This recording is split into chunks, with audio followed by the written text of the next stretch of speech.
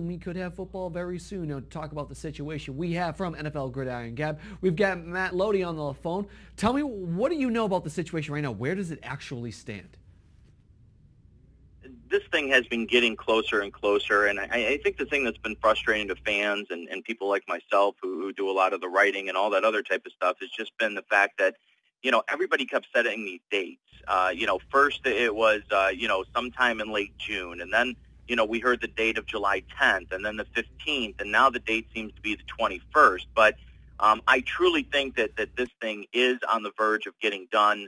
Some of the latest tidbits that I've heard is that, obviously the free agency situation that they've been going back and forth about for a while has finally been resolved to the point where, players, the players wanted different arrangements in terms of the right of first refusal on free agent deals and all that other stuff.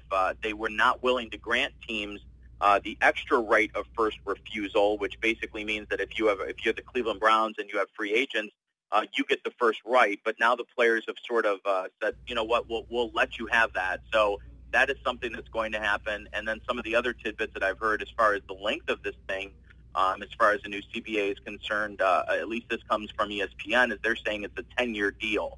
So in other words, once this thing gets finalized, it's 2011.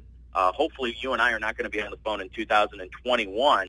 Look, everybody's got to give a little bit in this situation. There's too much money to be made. These guys are playing a game for a living. I understand that there's danger involved. I don't try to, push that aside or anything like that. But the bottom line is this is entertainment. If football was never played again, life would go on as we know it. It might not be as fun. It might not be as enjoyable for some people, but life would go on as we know it. So the bottom line is both sides just had to finally get into the middle ground, and I think that it's good that both sides have done that, obviously. Now, as far as the question of, as you asked, in terms of is there going to be hard feelings, I don't think so. I think if any of the players come out and act, immature or try to, stupid things, which some of them will, because for whatever reason, certain players can't keep their fingers off the keyboard of Twitter and all that other stuff. Somebody will end up saying something dumb down the line. You know that. But at the end of the day, the bottom line is that you're playing a game, you're enjoying life, you're making a lot of money, you're beloved by a lot of fan bases out there. I think people and athletes will probably finally get it right and just say, look, we need to understand that we're very, very lucky and we're a very selected few people that get to do this for a living.